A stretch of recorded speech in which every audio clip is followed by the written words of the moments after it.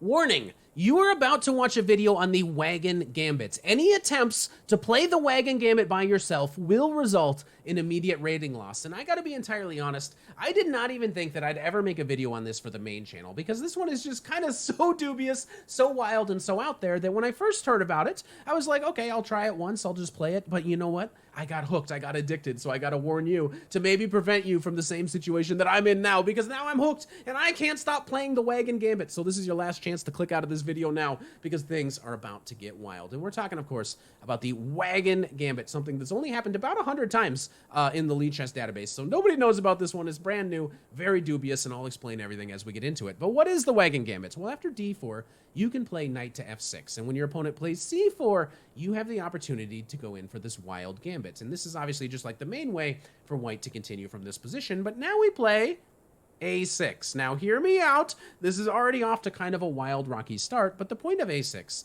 is to do a wing gambit. But that's not all. Don't worry, this is not just a wing gambit video. That wouldn't be enough. After knight to c3, you know, white obviously should probably take some sort of aims to prevent us from playing b5, but you know what? We're just going to go through with it anyways. And after pawn to b5, if white accepts, which is the most common way that white continues, they take on b5, they take back with the knight, you might be thinking here, all right, great. You know what? It's fine. It's the wing gambit. Maybe we're just going to play like bishop to a6. Maybe the point for black is like, this is it. We're just going to kick that knight away. We're going to gain some tempo. Bishop maybe will be nice on a6. Kind of resembles some sort of banco pawn structure over on the queen side. You know, like maybe like that's it. But no, we are going to be taking it to the next level with this absolutely insane move, pawn to e5. And this is something that a viewer mentioned to me. Shout out to Highly Cruciferous, who's sent to me this lovely comment about this ridiculous gambit. And I thought, you know what? Maybe I will give this a try for myself. But when you first put this on a computer, fair warning, e5 is already like plus 2.5. Like, not only is white up 2 pawns, especially after they accept this guy, but they also have the compensation. And I'm like, all right, well, this is kind of dumb, but I'll play it once. And you know what? Everything should be fine. But then I kind of noticed that every line is insane, and you need to be a supercomputer in order to kind of refute this, because now, not only have we played like a wing gambit, but then we threw in some sort of like delayed England gambits. But now on top of it, let's make this look kind of like a Fajarowicz gambit in the Budapest. If you're familiar with the Fajarowicz gambits, where you sack this e-pawn and then you play knight to e4, it's one of those. And already as black, we have a threat, and this is kind of the complicated position that we are going to be working through in today's video. And I'm going to be sharing with you quite a lot of my games, all of which are kind of insane and incredible and make no sense, but maybe you're going to be able to smash your opponents and get a bunch of wins. I will kind of warn you, not necessarily the most practical line. You do need to kind of rely on some very abstract resources in order to continue your attack here with black, but they're also a little bit fun. Maybe we'll all learn something by studying this one. And I just want to mention the threat for black in case it's not obvious. If white did nothing, okay, nobody's going to play pawn to h3, but if white did absolutely nothing, we would be winning the game with bishop to b4, because the threats on this diagonal are just so strong. Obviously, you're not able to go like this, because then you would have to give up your queen, and this would just be losing for white. And maybe more importantly, in this position, knight to c3 would just be an immediate loss for white, because we would be able to take this guy, and if you recaptured, we'd issue this check, and we're going to be winning this rook in the corner. Something like this would just be winning for black. So we're going to be discussing all of the various ways that white can deal with our threat from this position. Now, here's the good news. The good news is knight to c3 is the most common way for white to continue, so we're going to start our exploration here. This has the idea that, okay, the knight is a little bit offsides, so let's bring the knight back to where it belongs, and let's just try to be up a couple of pawns. And this is what you're going to see perhaps most frequently, but the good news is this is probably not the best way to try to refute our gambits. Now, other attempts involve moving the queen. We'll be looking at queen to d4. We'll also be looking at queen to c2 in this video. And at the end, we'll even be looking at knight to f3, which is white's strongest reply. So if white is going to try to refute this gambit, this is probably the best way for our opponents to continue. So we're going to talk about all of it. We're going to try to be as honest and fair about the opening as possible. But I wanted to, give a little bit of a shout out to the guy that put this on my radar. This is a viewer game. You can see Highly Cruciferous is the player with the black pieces in this first game that we're going to start with, and he was going up against some 2200 in a rapid game. And this is what kind of got me interested in this gambit in the first place. So let's run it back one more time. Here's how you play the Wagon Gambit. So you play a6, knight to c3, b5, everything takes on b5, you hit him with e5. This is how we continue. And now you play knight to e4. And in this model game that my viewer sent in to me, it was this main move, knight to c3, or at least by main move, I mean the one that you're probably most likely to run into if you're playing, at least on Lichess. And there's, again, only about 100 games, most of them by Highly Cruciferous or me. We kind of, I guess we're splitting up the large share of these games. Well, he plays bishop to b4 anyway, pinning the knight. And now there's basically two moves for black. We'll come back to queen to c2 in just a little bit, but let's start with bishop to d2, which in my mind looks like one of the main and most obvious ways to continue with the white pieces. And here I actually want to give you two solutions. There's the solution that Highly Cruciferous played in this game. He just decides to go ahead and take that bishop. But I also want to point out before we show you this, but once you see the trap, you're going to play for the trap. Like, come on, the trap is really cool. But I also want to point out that the computer says something very interesting about this position that you might not expect. And if you ask Stockfish, it will say, you know what? Just trade these guys and then trade these guys. Like, trade everything. You're down 2 pawns. Who really cares? This is actually approaching equality, and there's almost certainly no way for white to hold on to all 3 of these pawns, which is kind of weird because as black, you have no developments, but also white has no developments in this position. And as you can see, white is at least 3 moves away from castling. So I won't deep dive too much into it, but if you're just trying to equalize, this might be a better attempt. You have moves like knight to c6 in order to try to win this pawn. You can use your queen if you need to.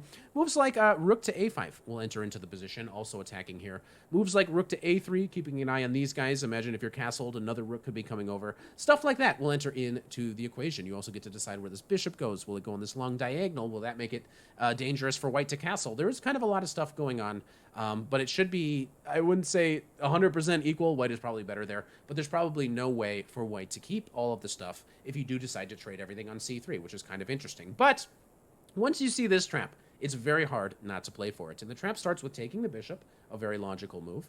And after the queen takes back, you play knight to c6. And if you want this trap to work, it is actually important to remember you don't have time to castle with black. You need to set up the trap as fast as possible. And it goes a little bit something like this, because white just played like insanely normal moves.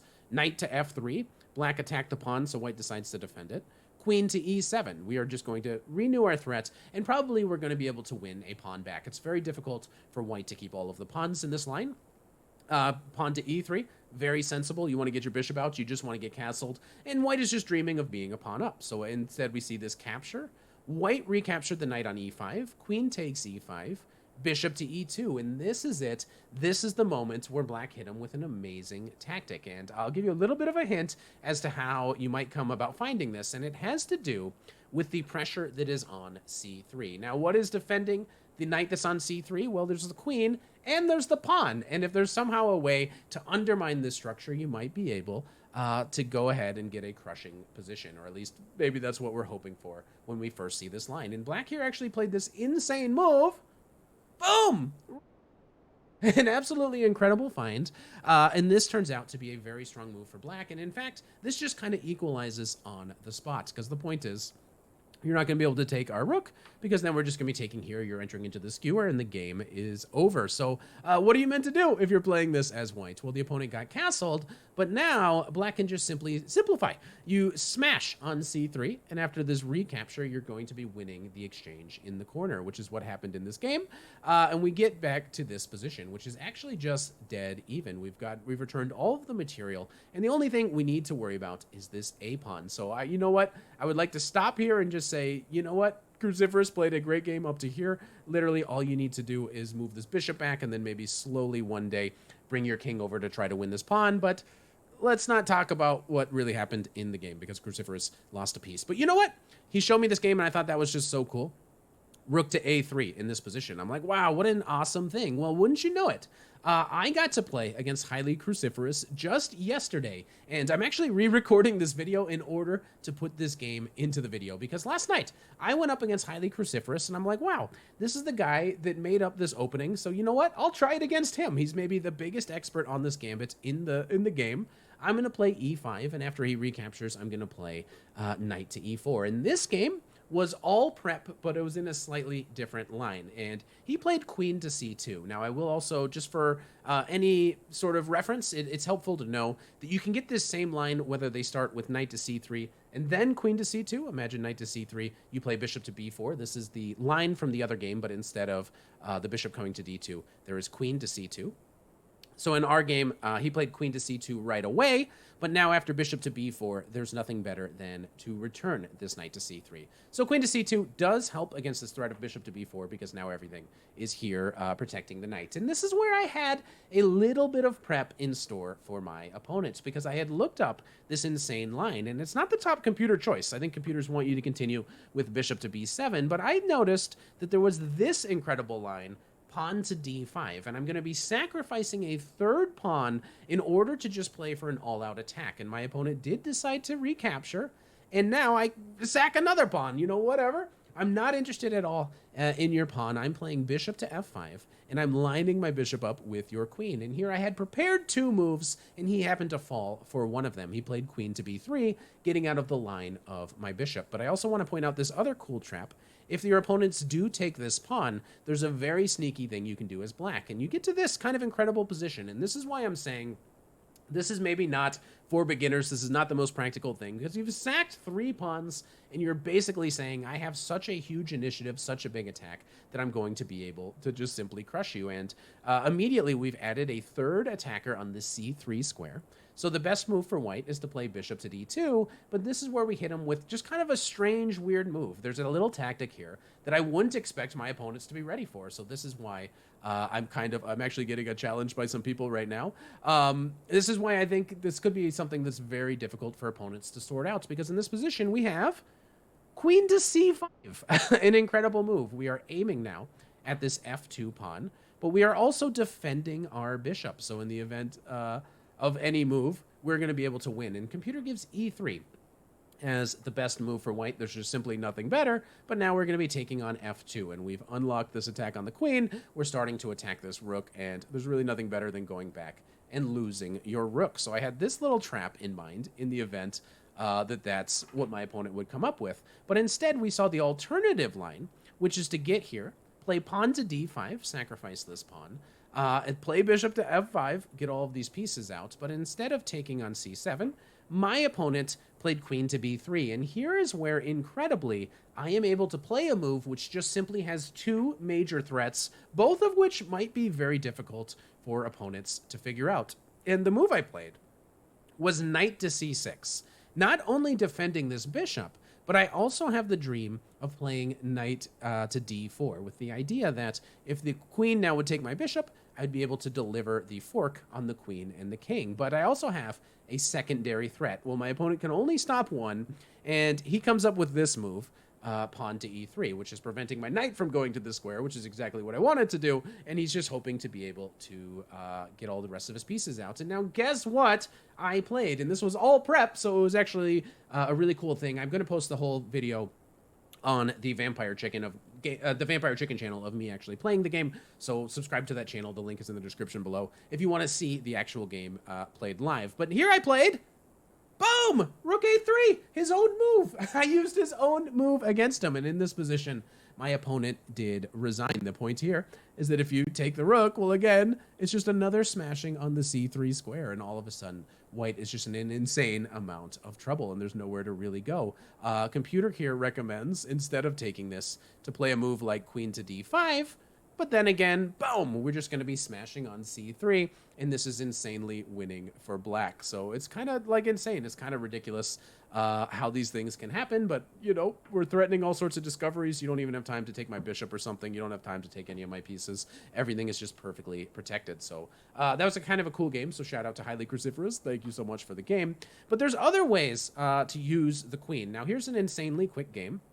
This is perhaps my fastest win. This is an 8-move win with the Wagon Gambit. And if, again, I played pawn to e5, and after this recapture, I play knight to e4. And now we're going to spend a little bit more time looking at what is maybe a little bit more common of a move, and it's this idea of queen to d4. The queen comes out, prevents the bishop from going to b4, and immediately the knight gets attacked. Now, I should mention before we even get into this, it is worth pointing out that some people have been tricked or at least seduced by this idea of playing queen to d5, because that would fork all of the pieces. But this too fails to just bishop to b4. This is kind of the move that we always have. This is our main threat in the position, and now white is just in a lot of trouble. It's a little bit complicated.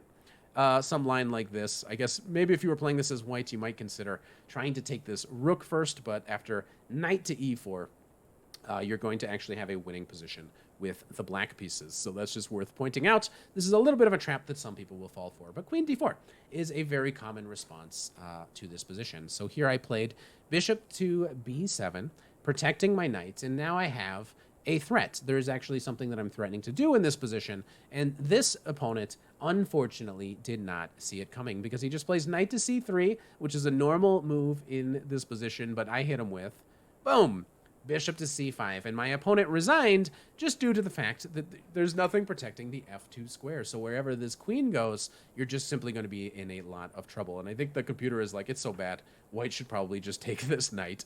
That's the best that you can possibly do, which is a very bad sign for white, which is why my opponent resigned. But I also want to point out that I suffered a humiliating loss in this line, and this is actually my first ever Wagon Gambit. I'm going up against a well-known viewer, Stephen Willie. Shout out to Stephen.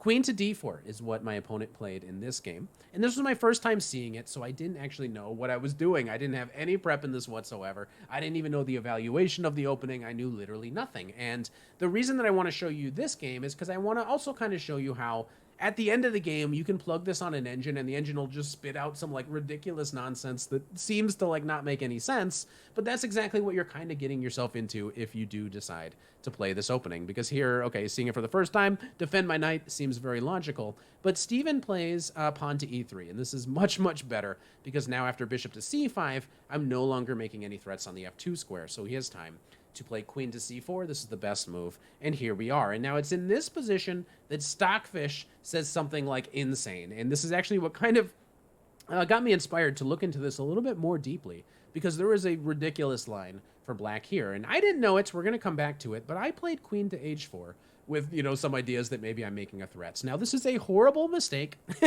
because I'm just simply overlooking the fact that my c-pawn is undefended. So I lost this kind of humiliatingly. At some points, I think white could have maybe taken on c7 earlier, but I just get a dreadful position. Look what happens to my poor rook. All I remember of this game is, oh, look at my rook. It's just ridiculous. He's just getting crushed. Humiliating. But then we go back. I finished the game. All right, my first game with the Wagon Gambit's not a big success. What could I have done better? Let me ask Stockfish. And Stockfish says, hit him with d5 next time, sacking another pawn. And now this idea of playing d5 regularly is starting to come into my mind. And I'm like, okay, I can regularly play a move like this, sack this pawn. But what's the point? The point is knight to d7. What? I was not ready to play something like that. And the point is, if now white decides to take on c7, well, now this big check that happened to me in the game is no longer a problem, and I can just simply continue with something like queen to h4, play kind of like how I wanted to play this position, but without the threat of the knight coming to c7. All I had to do was sacrifice 2 pawns to get here, but instead, if white decides to take here, it's very likely that they might just get a losing position. But check this out. After you move your king to f8, if they grab your rook, we are now in a position where we have sacrificed a rook. I mean, we're probably going to get the knight back, but we're temporarily down a rook and 4 pawns, yet black is winning this position. I don't know what it is, but it seems like literally every single time I sit down to make a YouTube video, somebody needs to call me urgently. But this is it. We're in this position, and it's actually black that is winning here due to this move. Queen to a5, attacking the king. And the problem for white is that you can't stay connected to this pawn, like maybe you would like to be able to bong cloud your king, but this will just run into issues on this long diagonal. You're going to get skewered, and you're going to be losing your queen. So white is going to be forced to head this direction, after which you can now smash here, where it looks like maybe your big idea is to take this rook. Again, you can't go here. You're going to get skewered. So the king will go this way, but the actual idea is to deliver this check, and we're playing for a mating attack with the black pieces, because now when the king goes to b3, other things that involve sacrificing pieces all lose a queen for white. You now have yet another brilliant move for black, and in this position you can play bishop takes d6. The idea is you've now gotten out of the way, so you're going to be skewering the king. You've also introduced ideas of knight to c5, and this is just a massively winning position for white. Computer gives best is a3, which obviously just loses material, and there's nothing really that you can do. So you know what? This was just something cool that I learned after this game. You can get to this position, and instead of playing like a doofus and trying to just checkmate like a caveman, just sack all your stuff, develop all of your pieces, and you're going to be doing great as black. And okay, I think that's kind of nearly impossible for most people, but you know what? It's a lot of fun. After d4, this is now, here's the serious issue. Let's also, in the spirit of talking about how hard it is to play this with black, let's also just talk about how white can probably just easily refute this gambit. And you should accept it, why not?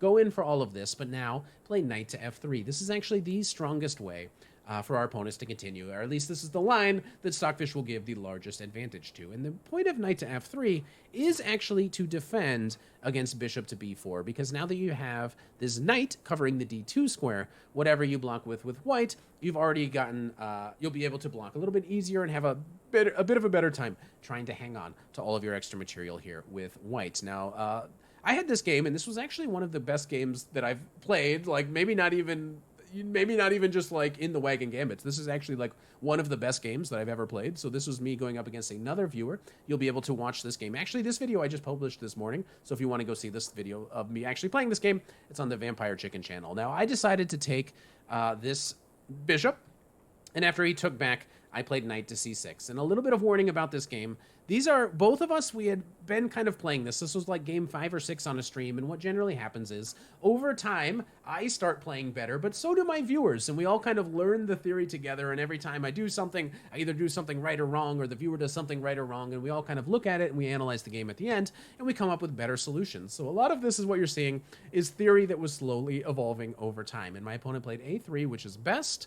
I played bishop to a6, and this was actually a novelty at the time, but the point of this move is that I would love for you to capture this and allow me to go here, because this would give me these doubled pawns, which are going to be pretty weak, but also the bishop is doing a great job here, trying to make it a little bit more difficult for white to castle. If you ever play e3, I'm going to be able to swap bishops, and I'm very comfortable with this exchange, because now if your point was not to play e3, but rather to play g3, well, now I got my queen lined up on this diagonal. So all in all, this would be very nice for me, which is why my opponent decided in this position to leave the knight where it was and played this move pawn to e3, opening up the bishop in order to protect the knight. So now I get my bishop back. Now my bishop is hanging.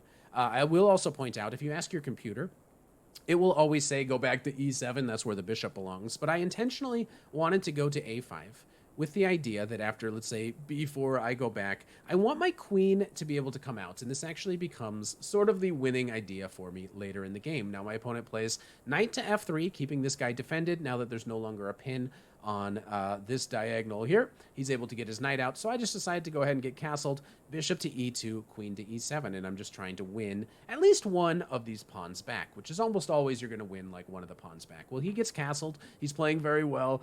He's taking it. He's up one pawn here. He's got castled, and this is something that we haven't seen yet, opponent actually completing castling. So I decide to trade, and here he makes actually a very strong move, deciding not to trade the knights right away, but rather to keep the knights on the board. But I think this is where I was able to spook my opponents just a little bit, because now that I'm castled, everybody's kind of safe, I think it's time to return this bishop to this diagonal. And I think maybe the player with the white pieces is getting a little bit scared here, because my opponent dropped this knight back to f3, and this is where things are starting to go wrong for my opponent. Well, I just continued with rook to e8. I wait one move. I want to see what white is going to do, and in fact, my opponent here just simply blunders, plays queen to b3, which is a very poor move, and now I have a little bit of a tactic, and it was something that I had kind of foreseen, that I'm trying to exploit the fact that this knight, which we've isolated from the very beginning of the game with our wing gambit, that the knight is just kind of stuck and stranded on b5, so now I'm able to trade. White probably needs to take back with the pawn in this situation, but even that looks pretty horrible for white. But he takes with the bishop, I recapture, and at the end of all of this, I'm able to play queen to g5, deliver this check, and I'm able to win a piece. But wait, there's more. After a4, I come up with an awesome way to win this game. I bring my queen all the way over to h5. I'm trying to threaten this pawn, and he comes up with this solution of bringing a rook to the g file in order to be able to defend on the g2 square. Well, now I bring this guy up. I'm just getting ready to go here. So after a5, I do swing my rook over, so there's no time to take my bishop because I'm threatening a checkmate. My opponent goes here, and this is where I kind of teased my opponent into letting me play a brilliancy, because I played h5 and I just kind of triumphantly announced I'm about to play h4, h3, and then I'm going to be winning material. So if you take my bishop, I don't know, is my bishop hanging? I was streaming it live, so I was able to goad my opponent a little bit into doing this, but now I get to win in spectacular fashion, because here I played, boom, queen takes g2, and after this recapture, I sneak the other rook back, and white is simply getting checkmated. So this is the Wagon Gambit. This is something, I don't know if you want to check it out. Do you want to play this? I will mention this is probably one of the more dubious weapons that I've seen. It could get out of hand. You'll probably lose all your points. Please let me know what you do in the comments below. Bye.